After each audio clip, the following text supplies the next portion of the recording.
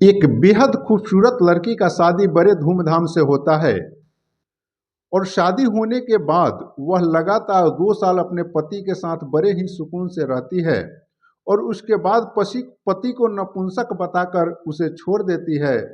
और छोड़ने के बाद जो है लगातार वह सरकारी अफसरों को टारगेट बनाती है और उसे फेसबुक के माध्यम से उसे संपर्क करती है, प्रेम जाल में उसे पाटती है और उसके बाद उसका अश्लील वीडियो बनाकर उसे ब्लैकमेल करने का प्रयास करती है, ब्लैकमेल करती है। आज उसी लड़की का कहानी मैं इस वीडियो में सुनाने जा रहा हूं। तो इससे पहले नमस्कार, आदाब, सत श्री अकाल। मैं भागीरथ ठाकुर आज जो आपको सच्ची कहानी सुनाने जा रहा हूं, यह सच्ची कहानी उत्तर प्रदेश के कानपुर का है। दरअसल कानपुर के सीतामढ़ी जेल में वार्डर के पद पर शिवम कुमार होते हैं और शिवम कुमार बड़े ही आराम से अपने नौकरी को चला रहे होते हैं। इसी बीच उन्हें एक लड़की का, संगीता नाम के लड़की का फ्रेंड रिक्वेस्ट आता है और उसके फ्रेंड रिक्वेस्ट को यह देखते हैं, उस फ्रेंड रिक्वेस्ट को एक्सेप्ट करते हैं और उसके अंदर जा कर के तमाम चीज़ों को देखते हैं। उसका एड्रेस वगैरह भी उसमें मिल जाता है उनको, और जब एड्रेस वगैरह मिलता है तो वह पाते हैं कि वह जहाँ के रहने वाले हैं उन्हीं के इलाके का वह लड़की होती है। अब जो है इन दोनों को चैट के माध्यम से कुछ बातें होती है, उसके बाद मोबाइल का आदान प्रदान, नंबर का आदान प्रदान होता है और मोबाइल से बातचीत होने लगती है और बातचीत होते होते धीरे धीरे प्रेम में तब्दील हो जाता है। और प्रेम में जब तब्दील हो जाता है तब एक दूसरे से मिलने की बेताबी बढ़ जाती है, बेचैनी बढ़ जाती है और शिवम जो है छुट्टी लेकर अपने घर आते हैं। घर थोड़ा देर रुकते हैं और अपने प्रेमिका संगीता से मिलने उसके बताए हुए स्थान पर चले जाते हैं। वहां जाते हैं, उनसे मुलाकात होती है, घंटों बातें होती है, शारीरिक संबंध भी बनते हैं। अब धीरे धीरे एक दूसरे के बिना एलो का रहना नागवार गुजरने लगता है और अंततः ये दोनों विचार करते हैं, ये दोनों सहमति बनाते हैं कि हम लोग यूं ही छुप छुपा कर कितने दिनों तक मिलेंगे, इसलिए अब हम लोग को शादी कर लेना चाहिए। और यह सहमति बन जाती है, ये दोनों शादी कर लेते हैं। शादी कर लेते हैं, सभी चीज़ अब ठीक ठाक चलने लगता है। पति पत्नी के रूप में ये दोनों वहीं पे एक किराए के कमरे में रहने लगते हैं, कल्याणपुर में ही। और जब समय 2-4-6 महीने का बीतता है, उसके बाद में समय में परिवर्तन आता है। वह संगीता जो है उस वार्डर शिवम कुमार से कहती है कि तुम मुझे 10 लाख रुपए और एक मकान दो, नहीं तो तुम्हें हम बलात्कार केस में फंसा देंगे। यह कहता है कि भाई हम पति पत्नी हैं, हमें बलात्कार केस में तुम कैसे फंसाओगी, क्या सबूत है तुम्हारे पास? तो वह लड़की कहती है कि हमारे साथ आप जितना दफा भी संबंध बनाए हैं उस सभी संबंधों का हम स्पाई कैमरे के द्वारा अश्लील वीडियो बना कर रखे हैं और इसके माध्यम से हम आप पर मुकदमा कर देंगे। अब यह पुलिस वाला घबराता है, परेशान होता है। इस संगीता नाम की लड़की के पिता और भाई से मुलाकात करता है और कहता है कि देखिए आपकी बेटी ऐसी ऐसी दबाव बना रही है। तो वह पिता और भाई भी कहता है कि जैसे वह कह रही है वैसे करो, वरना तुम्हें वह फंसा देगी। अब जो है इसकी परेशानी बढ़ जाता है। मुकदमा अगर होता है तो शिवम का नौकरी चला जाएगा। इस नौकरी न जा सके इसके लिए इसकी बेचैनी बढ़ती है। ये अपने बड़े अधिकारियों से बात करता है। बड़े अधिकारी कहते हैं कि तुम कानून के शरण में जाओ, पहले अपने लोकल थाने जाओ, अपनी समस्या को बताओ। यह लोकल थाने जाता है, अपनी समस्या को बतलाता है, लेकिन इसकी समस्या कोई नहीं सुनता। अंततः शिवम जो है कोर्ट का शरण लेता है, कोर्ट में एक मुकदमा दायर करता है और वह कोर्ट में जो मुकदमा दायर करता है उसका जांच जो है उसी लोकल थाने कल्याणपुर में आती है। और जैसे ही कल्याणपुर पुलिस उस मुकदमा की जांच करने लगती है और जो सच्चाई सामने आता है तो आप जानकर हैरान हो जाएंगे। पुलिस जानकर परेशान हो जाती है, पुलिस सोचने पर मजबूर हो जाती है कि ऐसे कोई कैसे कर सकता है। दरअसल होता यूं है कि वह लड़की जो है एक शिवम पाल को ही नहीं, शिवम पाल जैसे कई एक लोगों के साथ ठगी कर चुकी होती है।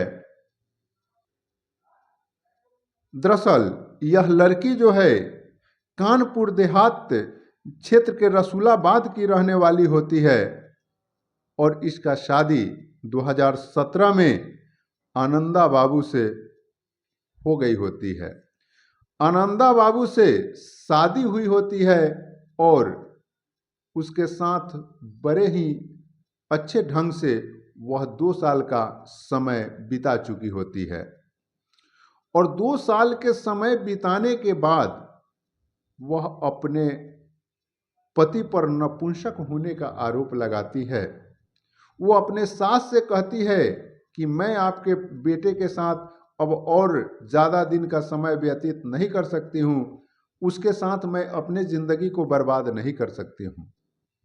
सास पूछती है कि बहू आखिर बात क्या है, तो यह संगीता बतलाती है कि आपका बेटा जो है नपुंसक है और इस नपुंसक के साथ हम ज़्यादा दिन तक समय बिताएं तो हमारा भी ज़िंदगी खराब होगा।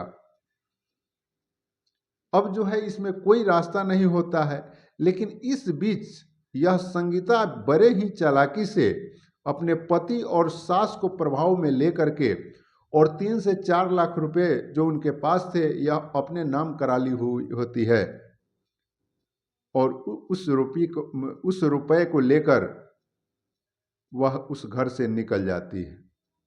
उस घर से निकल जाती है तो वह अपने मायके नहीं जाती, वह जो है वहीं कल्याणपुर में एक किराए का कमरा लेती है और उसी कमरा में वह रहने लगती है। और उस कमरा में जब रहने लगती है, इसके पास पैसे तो होते ही होते हैं, ऐसे परिस्थिति में उसके साथ समय बहुत ही ज़्यादा होता है और वह मोबाइल पर लगी होती है।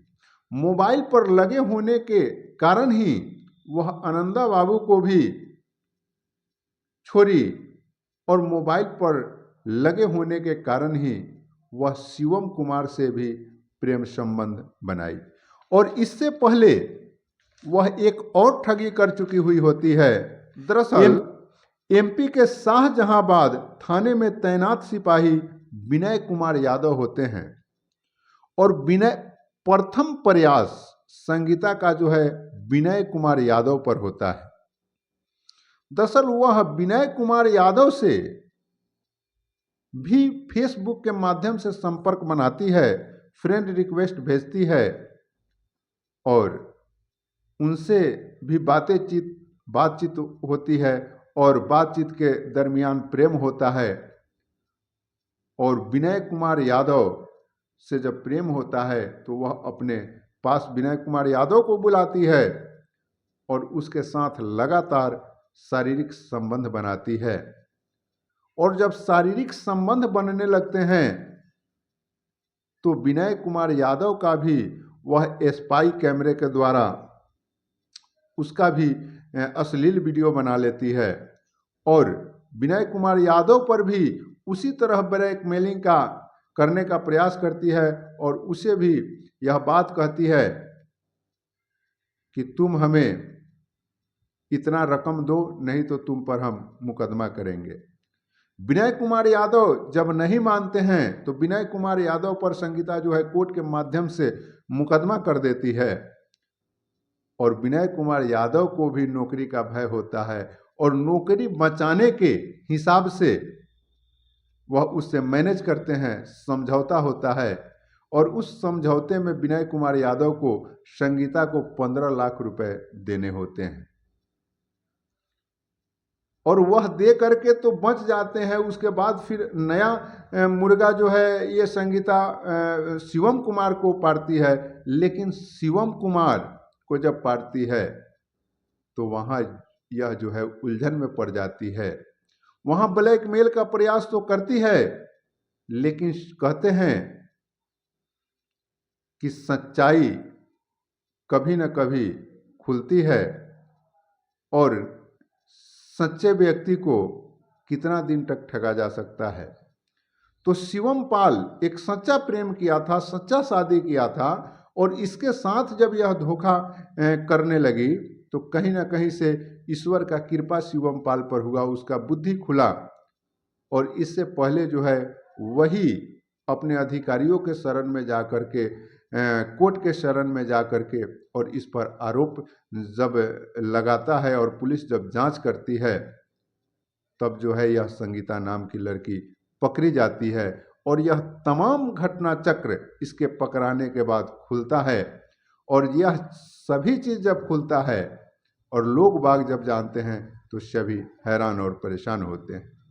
मित्रों, मैं यह वीडियो किसी को दुख पहुंचाने के लिए या परेशान करने के लिए नहीं, अपितु आप सतर्क हो सके, सशक्त हो सके, जागरूक हो सके, इसके लिए लाया हूं। आप यह देखिए, कोई भी चीज इतिहास से व्यक्ति सीख लेता है तो यह सब चीज सीख लेने की है। आप देखिए कि किस तरह से वह लड़की प्रेम जाल में फेसबुक के माध्यम से लोगों को पाटती है और जब वह फंस जाते हैं तो उनसे मोटी रकम उगाही करने का प्रयास करती है। वह तो भला शिवम पाल का कि उसे रास्ता मिल गया, अन्यथा वो भी 10-20 लाख रुपए का ठगी का शिकार होता और उसके बाद और किनका बारी आता यह तो परमात्मा जाने। इसलिए ऐसे चीज़ों से सीखिए, ऐसे चीज़ों को जानिए और ऐसे किरतों से सतर्क रहिए ताकि आपको कोई ठगी का शिकार नहीं बना सके। बाकी मिलते हैं अगले वीडियो में, अब तक के लिए इतना ही। जय हिंद।